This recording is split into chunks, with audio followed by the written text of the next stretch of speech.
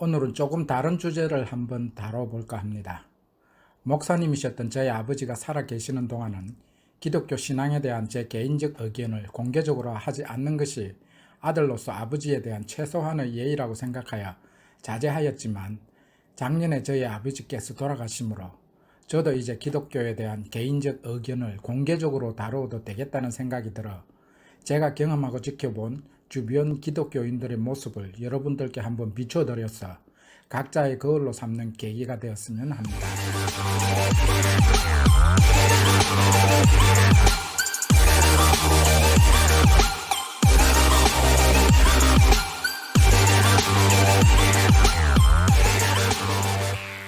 제가 10대 때이던 1970년대의 모습을 떠올리면, 당시 제가 살던 동네에 예배당에 신발을 신고 들어가서 예배를 할 수 있는 신식교회가 등장하였습니다.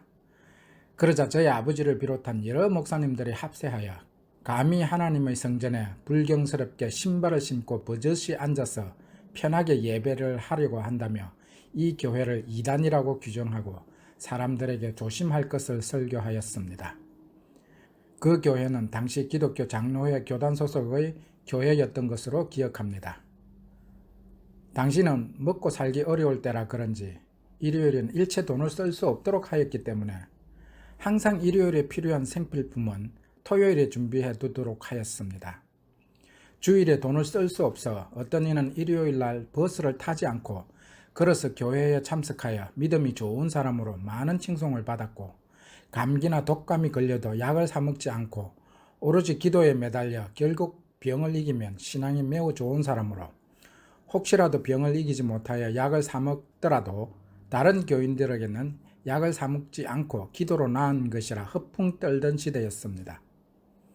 하루는 우리 이웃에 어떤 아이가 심한 복통이 일어나자 믿음 좋은 부모가 이웃에 살고 있는 모 권사님을 불러 안수기도를 해달라고 부탁하였습니다. 그분은 아픈 배를 주무르고 힘차게 기도를 하였지만 그 아이는 그날 밤 병원 응급실에 실려가 사망하고 말았습니다. 맹장이 터진 것을 모르고 배를 주무르다 복막염으로 아이를 사망하게 만든 것입니다.